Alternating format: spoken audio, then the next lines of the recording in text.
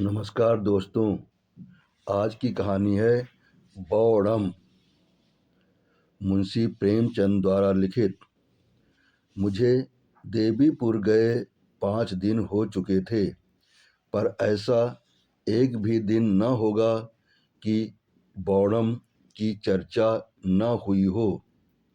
मेरे पास सुबह से शाम तक गांव के लोग बैठे रहते थे।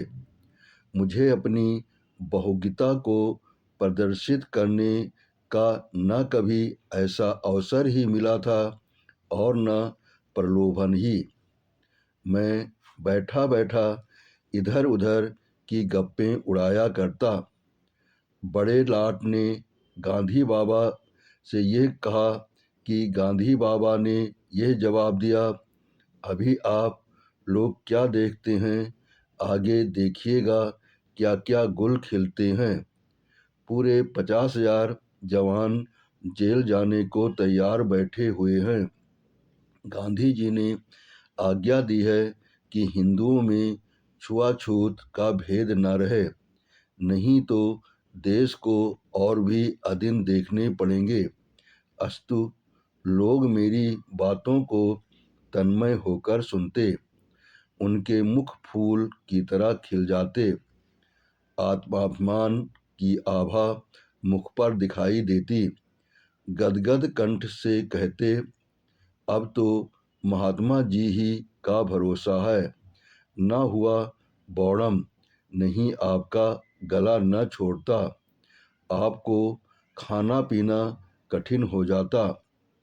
कोई उससे ऐसी बातें किया करे तो रात की रात बैठा रहे। मैंने एक दिन पूछा, आखिर ये बौड़म है कौन? कोई पागल है क्या? एक सज्जन ने कहा, महाशय पागल क्या है, बस बौड़म है। घर में लाखों की संपत्ति है। शक्कर की एक मिल सिवान में है। 2 कारखाने छपरे में हैं। 3-3, 4-4 सौ के तलब वाले आदमी नौकर हैं। पर इससे देखिए फटे हाल घूमा करता है। घर वालों ने सिवान भेज दिया था कि जाकर वहाँ निगरानी करे। 2 ही महीने में मैनेजर से लड़ बैठा। उसने यहाँ लिखा, मेरा इस्तीफा लीजिए। आपका लड़का मजदूरों को सिर चढ़ाए रहता है, वे मन से काम नहीं करते। आखिर घर वालों ने बुला लिया। नौकर चाकर लूटते खाते हैं, उसकी तो जरा भी चिंता नहीं, पर जो सामने आम का बाग है उसकी रात दिन रखवाली किया करता है। क्या मजाल कि कोई एक पत्थर भी फेंक सके। एक मियाँ जी बोले, बाबूजी घर में तरह तरह के खाने पकते हैं, मगर इसकी तकदीर में वही रोटी और दाल लिखी है और कुछ नहीं। बाप अच्छे अच्छे कपड़े खरीदते हैं, लेकिन वह उनकी तरफ निगाह भी नहीं उठाता। बस वही मोटा कुर्ता गाढ़े की तहमत बांधे मारा मारा फिरता है। आपसे उसकी सिफत कहाँ तक कहें, बस पूरा बौड़म है। ये बातें सुनकर भी इस विचित्र व्यक्ति से मिलने की उत्कंठा हुई। सहसा एक आदमी ने कहा, वह देखिए बौड़म आ रहा है। मैंने कुतूहल से उसकी ओर देखा। एक 20-21 वर्ष का हिष्ट पुष्ट युवक था। नंगे सिर, एक गाढ़े का कुर्ता पहने, गाढ़े का ढीला पैजामा पहने चला आता था। पैरों में जूते थे। पहले मेरी ही ओर आया। मैंने कहा, आइए बैठिए। उसने मंडली की ओर अवहेलना की दृष्टि से देखा और बोला, अभी नहीं, फिर आऊँगा, ये कहकर चला गया। जब संध्या हो गई और सभा विसर्जित हुई तो वह आम के बाग की ओर से धीरे धीरे आकर मेरे पास बैठ गया और बोला, इन लोगों ने तो मेरी खूब बुराइयां की होंगी, मुझे ये बौड़म का लक़ब मिला है। मैंने सकचाते हुए कहा, हाँ, आपकी चर्चा लोग रोज करते थे। मेरी तो आपसे मिलने की बड़ी इच्छा थी। आपका नाम क्या है? बौड़म ने कहा, नाम तो मेरा मोहम्मद खलील है, पर आसपास के 10-5 गांवों में मुझे लोग सिर्फ बौड़म के नाम से ज़्यादा जानते हैं। मेरा उर्फ बौड़म। मैं, आखिर लोग आपको बौड़म क्यों कहते हैं? खलील, उसकी खुशी और क्या कहूँ। मैं जिंदगी को कुछ और समझता हूँ, पर मुझे इजाज़त नहीं है कि 5 वक्त की नमाज पढ़ सकूँ।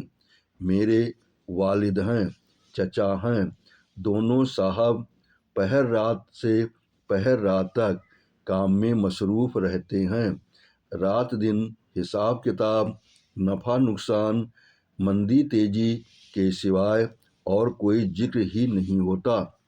गोया खुदा के बंदे न हुए तो इस दौलत के बंदे हुए। चचा साहब हैं, वो पहर रात तक शीरे के पीपों के पास खड़े होकर उन्हें गाड़ी पर लदवाते हैं। वालिद साहब अक्सर अपने हाथों से शक्कर का वजन करते हैं। दोपहर तक खाना शाम को और शाम का खाना आधी रात को खाते हैं। किसी को नमाज पढ़ने की फुर्सत नहीं। मैं कहता हूँ, आप लोग इतना सिर मगजन क्यों करते हैं? बड़े कारोबार में सारा काम एतबार पर होता है। मालिक को कुछ न कुछ बल खाना ही पड़ता है। अपने बलबूते पर छोटे कारोबार ही चल सकते हैं। मेरा वसूल किसी को पसंद नहीं, इसीलिए मैं बौड़म हूँ। मैं, मेरे ख्याल में तो आपका वसूल ठीक है। खलील, ऐसा भूल कर भी न कहिएगा, वरना एक ही जगह 2 बौड़म हो जाएंगे। दोनों लोगों का कारोबार के सिवा न दीन से गरज है, न दुनिया से, न मुल्क से, न कौम से। मैं अखबार मंगाता हूँ, स्पर्णा फंड में कुछ रुपए भेजना चाहता हूँ। खिलाफत फंड को मदद करना भी अपना फर्ज समझता हूँ। सबसे बड़ा सितम है कि खिलाफत का रजाकार भी हूँ। क्यों साहब, हम कौम पर, मुल्क पर और दीन पर चारों तरफ से दुश्मनों का हमला हो रहा है, तो क्या मेरा फर्ज नहीं है कि जाति के फायदे को कौम पर कुर्बान कर दूं? इसीलिए घर और बाहर मुझे बौड़म का लक़ब दिया गया है। मैं, आप तो ये कर रहे हैं जिसकी इस वक्त कौम को ज़रूरत है। खलील, मुझे खौफ है कि इस चौखट नगरी चौपट नगरी से आप बदनाम होकर जाएंगे। जब मेरे हजारों भाई जेल में पड़े हुए हैं, उन्हें गजी का गाढ़ा तक पहनने को मयस्सर नहीं, तो मेरी गैरत गवारा नहीं करती कि मैं मीठे लुकमे उड़ाऊं और चिकन के कुर्ते पहनूं, जिनकी कलाइयों और मुड्ढों पर सीजनकारी की गई हो। मैं, आप ये बहुत ही मुनासिब कहते हैं। अफसोस है कि और लोग आपका सा त्याग करने के काबिल नहीं। खलील, मैं इसे त्याग नहीं समझता। ना दुनिया को दिखाने के लिए ये बेस बना के घूमता हूँ। मेरा जी ही लज्जत और शौक से फिर गया है। थोड़े दिन होते हैं वालिद ने मुझे सिवान के मिल में निगरानी के लिए भेजा। मैंने वहाँ जाकर देखा तो इंजीनियर साहब के खानसामे बैरे, मेहतर, धोबी, माली, चौकीदार सभी मजदूरों की जेल में लिखे हुए थे। काम साहब का करते थे, मजदूरी कारखाने से पाते थे। साहब बहादुर खुद तो बेवसूल हैं, पर मजदूरों पर इतनी सख्ती थी कि अगर 5 मिनट की देर हो जाए तो उनकी आधे दिन की मजदूरी कट जाती थी। मैंने साहब की मिजाज पुरसी करनी चाहिए, मजदूरों के साथ रियायत करनी शुरू की। फिर क्या था, साहब बिगड़ गए, इस्तीफा की धमकी दी। घर वालों को उनके सब हालात मालूम हैं। पल्ले दर्जे का हरामखोर आदमी है, लेकिन उसकी धमकी पाते ही सबके होश उड़ गए। मैं तार से वापस बुला लिया गया और घर पर मेरी खूब लेदे हुई।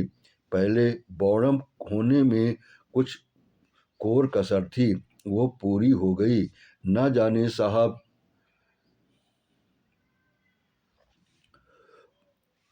पू, पूरी हो गई। न जाने साहब ये लोग क्यों इतना डरते हैं।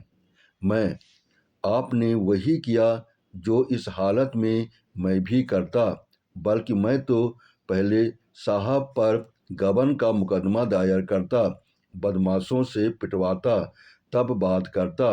ऐसे हरामखोरों की यही सजाएं हैं खलील। फिर तो एक और दो हो गए। अफसोस यही है कि आपका यहाँ क़याम न रहेगा। मेरा जी चाहता है कि चंद रोज आपके साथ रहूं।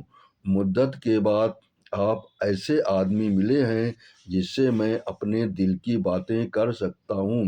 इन गंवारों से मैं बोलता भी नहीं। मेरे चाचा साहब को जवानी में एक चमारिन से ताल्लुक हो गया था। उससे 2 बच्चे, एक लड़का और एक लड़की पैदा हुए। चमारिन लड़की को गोद में छोड़कर मर गई।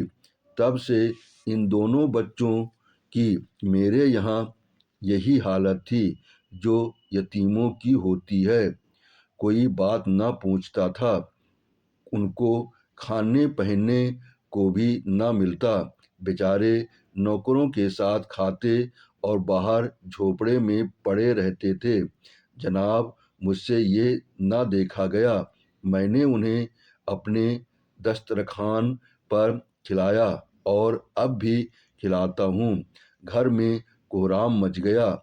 जिसे देखिए मुझ पर त्योरियां बदल रहा है, मगर मैंने परवाह न की। आखिर है वो भी तो हमारा ही खून, इसलिए मैं बौड़म कहलाता हूँ। मैं जो लोग आपको बौड़म कहते हैं वे खुद बौड़म हैं खलील। जनाब, इनके साथ रहना अजीब है। शाह काबुल में कुर्बानी की मुमानियत कर दी है। हिंदुस्तान के उलेमा ने भी यही फतवा दिया, पर यहाँ खास मेरे घर कुर्बानी हुई। मैंने हर चंद बावैला मचाया, पर मेरी कौन सुनता है। उसका कफारा मैंने यह अदा किया कि अपनी सवारी का घोड़ा बेचकर 300 फकीरों को खाना खिलाया, और तब से कसाईयों को गायों लिए जाते देखता हूँ तो कीमत देकर खरीद लेता हूँ। इस वक्त 10 गायों की जान बचा चुका हूँ। वे सब यहाँ हिंदुओं के घरों में हैं, पर मज़ा ये है कि जिन्हें मैंने गायें दी हैं वे भी मुझे बौड़म कहते हैं। मैं भी इन नाम का इतना आदी हो गया हूँ कि अब मुझे इसमें मोहब्बत हो गई है। मैं आप ऐसे बौड़म काश मुल्क में और ज़्यादा होते। खलील, लीजिए, आपने भी बनाना शुरू कर दिया। ये देखिए, आम का बाग है, मैं उसकी रखवाली करता हूँ। लोग कहते हैं जहाँ हजारों का नुकसान हो रहा है वहाँ तो देखभाल करता नहीं। जरा सी बगिया की रखवाली में इतना मुस्तैद। जनाब, यहाँ लड़कों का ये हाल है कि एक आम तो खाते हैं और 25 आम गिराते हैं। कितने ही पेड़ चोट खा जाते हैं और फिर किसी काम के नहीं रहते। मैं चाहता हूँ कि आम पक जाएं, टपकने लगें, तब जिसका जी चाहे चुनकर ले जाए। कच्चे आम खराब करने से क्या फ़ायदा? ये भी मेरे बौड़मपन में दाखिल है।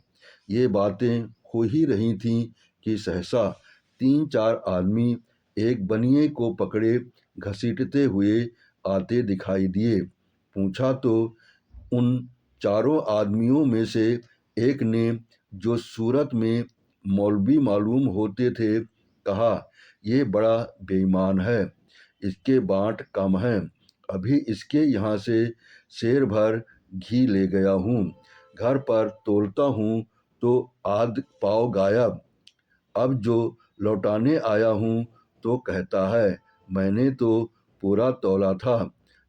पूछो, अगर तूने पूरा तौला था तो क्या मैं रास्ते में खा गया? अब ले चलता हूँ थाने पर, वहीं इसकी मरम्मत होगी। दूसरे महाशय, जो यहाँ डाकखाने के मुंशी थे, बोले, इसकी हमेशा की यही आदत है, कभी पूरा नहीं तौलता। आज ही 2 आने की शक्कर मंगवाई, लड़का घर लेकर गया तो मुश्किल से 1 आने की थी, लौटाने आया तो आंखें दिखाने लगा। इसके बाँटों की आज जांच करानी चाहिए। तीसरा आदमी अहीर था, अपने सिर पर से खली की गठरी उतार कर बोला, साहब, ये 11 रुपये की खली है, 6 सेर के भाव से दी थी, पर घर पर तौला तो 2 सेर हुई, लाया कि लौटा दूंगा, पर ये लेता ही नहीं। अब इसका निपटारा थाने ही में होगा। इस पर कई आदमियों ने कहा, ये सचमुच बेईमान आदमी है। बनिए ने कहा, अगर मेरे बाँट रत्ती भर कम निकलें तो 1000 रुपये डाँड़ दूँ। मौलवी साहब ने कहा, तो कमबख्त टाँकी मारता होगा। मुंशी जी बोले, टाँकी मार देता है, यही बात है। अहीर ने कहा, दोहरे बाँट रखे हैं, दिखाने के और बेचने के और। इसके घर की पुलिस तलाशी ले। बनिए ने फिर प्रतिवाद किया, पकड़ने वालों ने फिर आक्रमण किया। इसी तरह कोई आध घंटा तक तकरार होती रही। मेरी समझ में न आता था कि क्या करूं, बनिए को छुड़ाने के लिए जोर दूं या जाने दूं। बनिए से सभी जले हुए मालूम होते थे। खलील को देखा तो गायब, न जाने कब उठकर चला गया। बनिया किसी तरह न दबता था, यहाँ तक कि थाने जाने से भी न डरता था। ये लोग थाने जाना ही चाहते थे कि बौड़म सामने आता दिखाई दिया। उसके एक हाथ में एक टोकरा था, दूसरे हाथ में एक कटोरा और पीछे एक 7-8 बरस का लड़का। उसने आते ही मौलवी साहब से कहा, ये कटोरा आप ही का है काजी? मौलवी चौंकर, हाँ है तो फिर तुम मेरे घर से इसे क्यों लाए? बौड़म, इसलिए कि कटोरे में वही आध पाव घी है जिसके विषय में आप कहते हैं कि बनिए ने कम तौला। घी वही है, वजन वही है। बेईमानी गरीब बनिए की नहीं है, बल्कि काजी हाजी मौलवी जहूर अहमद की। मौलवी, तुम अपना बौड़मपना यहाँ न दिखाना, नहीं तो मैं किसी से डरने वाला नहीं हूँ। तुम लखपति होंगे तो अपने घर के होंगे, तुम्हें क्या मजाल था मेरे घर में जाने का? बौड़म, वही जो आपको बनिए को थाने में ले जाने का है। अब ये घी भी थाने जाएगा। मौलवी सिर पिटाकर, सबके घर में थोड़ी बहुत चीज़ रखी ही रहती है, कसम कुरान शरीफ की। मैं अभी तुम्हारे वालिद के पास जाता हूँ। आज तक गांव भर में किसी ने मुझ पर ऐसा इल्ज़ाम नहीं लगाया था। बनिया, मौलवी साहब, आप जाते कहाँ हैं? चलिए, हमारा आपका फैसला थाने में होगा। मैं एक ना मानूंगा। कहलाने को मौलवी दीनदार ऐसे बनते हैं कि देवता ही हैं, पर घर में चीज रख कर दूसरों को बेईमान बनाते हैं। ये लंबी दाढ़ी धोखा देने के लिए बढ़ाई है। मगर मौलवी साहब न रुके। बनिए को छोड़कर खलील के बाप के पास चले गए, जो इस वक्त शर्म से बचने का सहज बहाना था। तब खलील ने अहीर से कहा, चूबे तू भी थाने जा रहा है, चल मैं भी चलता हूँ। तेरे घर से ये शेर भर खली लेता आया हूँ। अहीर ने मौलवी साहब की दुर्गति देखी तो चेहरे पर हवाइयाँ उड़ने लगीं। बोला, भैया जवानी की कसम है, मुझे मौलवी साहब ने सिखा दिया था। खलील, दूसरे के सिखाने से तुम किसी के घर में आग लगा दोगे। खुद को बच्चा दूध में आधा पानी मिला मिला कर बेचते हो, मगर आज तुमको इतनी मुटमर्दी सवार हो गई कि एक भले आदमी को तबाह करने पर आमादा हो गए। खली उठाकर घर में रख ली। उस पर बनिया से कहते हो कि कम तौला। बनिया, भैया मेरी लाख रुपए की इज्जत बिगड़ गई। मैं थाने में रपट किए बिना न मानूंगा। अहीर, साहू जी अब की माफ करो, नहीं तो कहीं का न रहूंगा। तब खलील ने मुंशी जी से कहा, कहिए जनाब, आपकी कलई खोलूं या चुपके से घर की राह लीजिएगा। मुंशी, तुम बेचारे मेरी कलई क्या खोलोगे? मुझे भी अहीर समझ लिया है कि तुम्हारी भक्तियों में आऊँगा। खलील लड़के से, क्यों बेटा, तुम शक्कर लेकर सीधे घर चले गए थे? लड़का, मुंशी जी को सशंक नेत्रों से देखकर बताऊंगा। मुंशी, लड़कों को जैसा सिखा दोगे वैसा कहेंगे। खलील, बेटा अभी तुमने मुझसे जो कहा था वही फिर कह दो। लड़का, दादा मारेंगे। मुंशी, क्या तूने रास्ते में शक्कर फाँक ली थी? लड़का रोने लगा। खलील, जी हाँ, इसने मुझसे खुद कहा, पर आपने उससे तो पूछा नहीं। बनिए के सिर हो गए, यही शराफत है। मुंशी, मुझे क्या मालूम था कि उसने रास्ते में ये शरारत की। खलील, तो ऐसे कमज़ोर सबूत पर थाने क्यों कर चले थे? आप गंवारों को मनी ऑर्डर के रुपये देते हैं तो उस रुपये पर 2 आने अपनी दस्तूरी काट लेते हैं, टके के पोस्टकार्ड आने में बेचते हैं।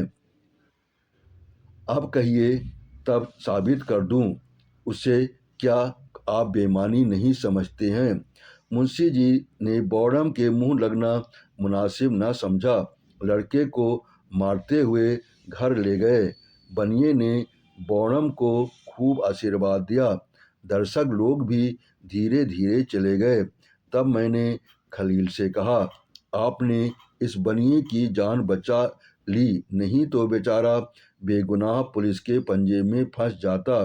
खलील, आप जानते हैं कि मुझे क्या सिला मिलेगा?